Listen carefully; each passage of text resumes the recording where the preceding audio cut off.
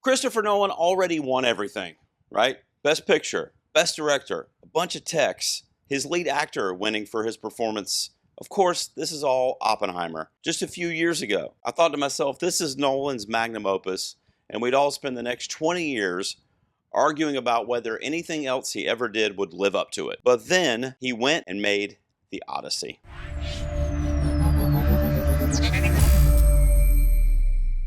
What's up, ladies and gentlemen? Welcome back to the garage. Gerald here with you, of course.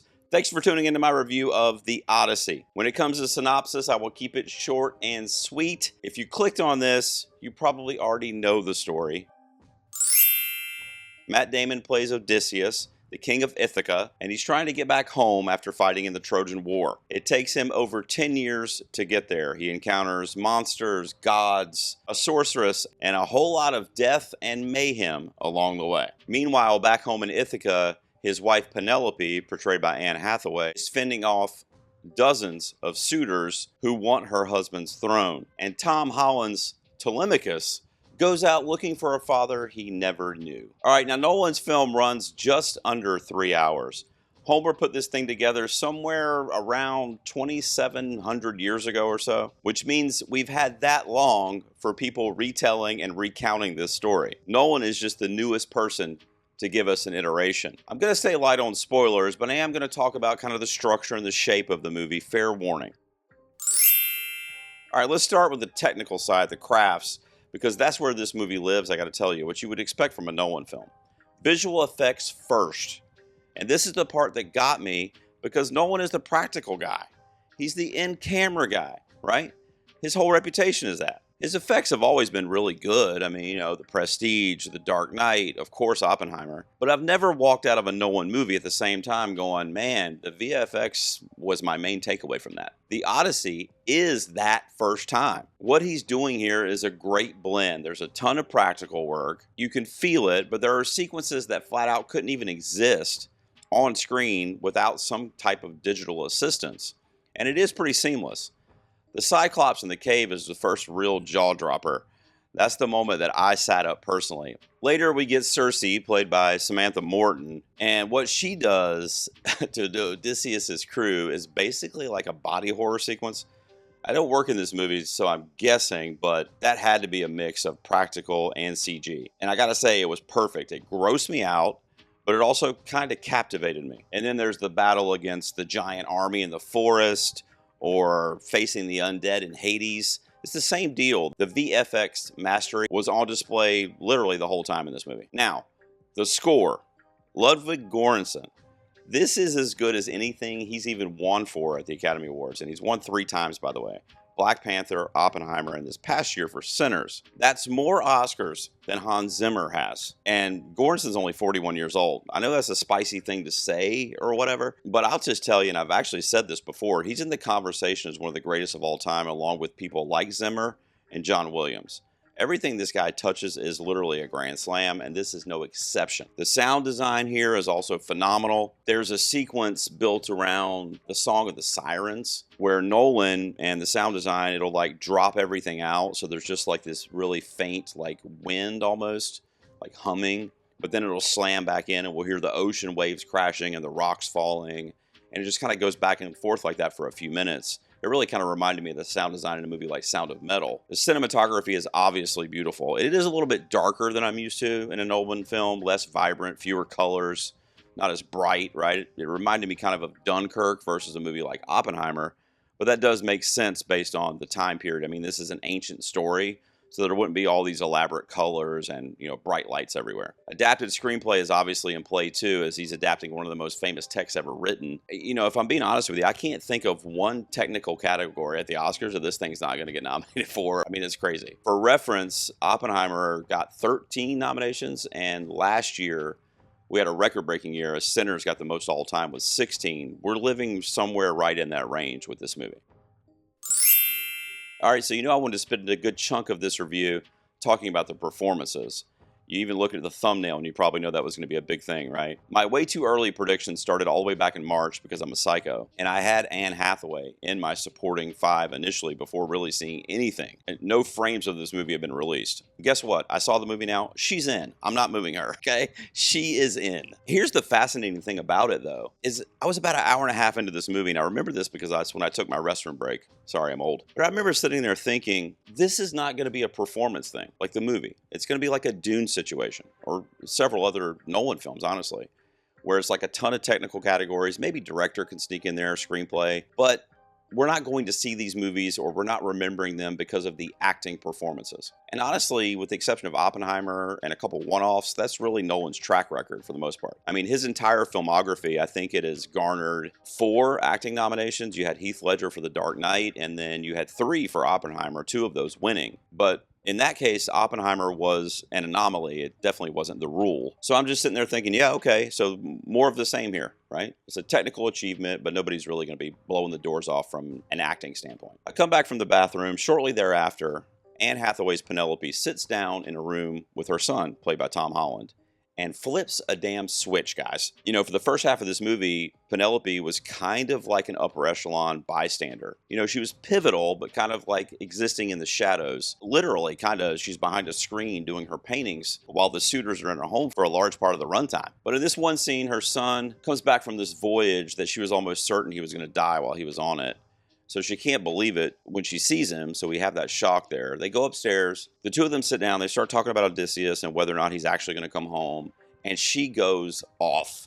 There's like a 3-minute scene where she runs the entire gambit. You know, shock, relief, anger, sadness, crying on command, tears streaming down her face. She leaves the room, slamming the door. It is literally filled with Oscar clips. Just this one scene. And then the movie keeps going.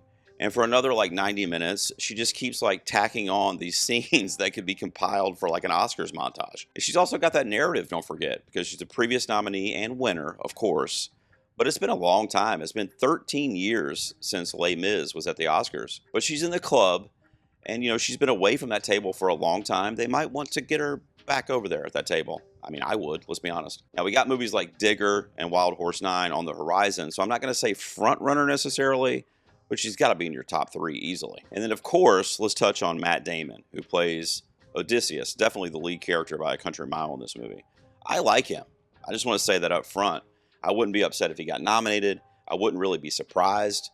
But if we are grading on the craft of acting alone, I don't think he gets in. Not his fault necessarily. He's definitely pivotal to the story, right? The entire narrative basically is fueled by his story. But it's just not better than anything Damon's done before, if you ask me. Like The Martian, that performance was more impressive. Even his performance in Good Will Hunting, if you ask me, which was very young in his career, is more impressive. And I'm talking about acting-wise. But for most of this movie, based on what's going on with this character, he doesn't really know where he is or who he is even. So a lot of that emotionality that would come with his story just kind of gets held back until that last act, which it really is a beautiful arc for Odysseus in the film and in the story, I guess. But Damon's acting up until that last act was just kind of good. Like, I mean, it was good. It wasn't like amazingly good. And when you're talking about the award's potential, here's my real fear. I just don't see a world where Damon and Ryan Gosling for Project Hail Mary would get in for basically very similar performances. I would say Gosling's is like more comedic and lighter, which might help him, honestly. Damon's is a little more heroic, you know, and almost superhero-like. I'm using that just as like a vague analogy. But these two guys also have the exact same resume. You got to remember, they both have 3 acting nominations with 0 acting wins. Now, Damon does have an Oscar for screenplay for Good Will Hunting. But if he gets in, does Gosling miss? Or vice versa? I've got them both in my 5 right now, but honestly, there's going to be some soul searching going on there. And the rest of the cast, you know, talking about everybody else, which, I mean, it's really an ensemble. I mean, straight up, including Tom Holland. I do not think that Holland gave a bad performance, but is definitely kind of muted. There's not a lot of energy or emotion. Maybe that's what the movie asked for, but it's not an awards play. I don't know why people were pushing him a couple months ago, to be honest with you. Samantha Morton, who plays Cersei, she's in one scene. One, and she's probably my favorite performance, definitely one of. You will not forget her. John Leguizamo, who's been acting for like my whole life, is phenomenal in the movie. If I'm ranking like the standout performances that stuck with me, I would definitely say Hathaway by a mile. Then you got Morton, Damon, Leguizamo, and then probably somewhere down here is Tom Holland. We also get Charlize Theron in a small role. She shows up a few times recurring, though, as Calypso, which is wild when you think about the amount of celebrity that she brings with her. But, Nolan did the same thing in Oppenheimer. It's part of why the ensemble works, because you have all these like A-list top tier celebrities stepping into these minor roles to help impact the story on all levels. One thing I was a bit disappointed by, Robert Pattinson plays our big bad. Here, he's like the main villain, and he was underused, period. I got all of his like snarky, privileged brat energy from the trailer, and the movie gives me that stuff pretty early on. A lot of the stuff we saw in the trailers in the first like act of the movie from him, but then that character never develops past it. He never does anything really unsavory or really like heinous. There's even a moment in the movie, it involves the family's old dog who's in rough shape, not good health. And I was thinking like maybe he's gonna do something really crazy here to push my hatred over the edge. But even that scene was kind of tame, honestly. But I do think that the casting, the best casting nomination, which is a new category, of course, is 1000% in play for this movie. Nolan's already taken some heat, or I guess controversy, for some of the casting choices here, because he'll do, different heritages or nationalities, sexual orientations. And this is a story where everybody, looked like Greek gods for the most part, or the same at least. I'm fine with it. It's 2026. The story is still the story. These actors are just the ones telling that story. But I will tell you, the Academy has never had a problem lifting something up if it's labeled progressive. And I think that helps this movie. I definitely think it's in best casting. All right, so in closing, this is a spectacle. This is an epic, grand film that there's a reason why it's being featured in 70mm IMAX. It's just a visual feast. It really is. When there's a little long and there's a lull in the middle of the film, but by the time you get to the climax, the last like 30 to 40 minutes, it is so thrilling.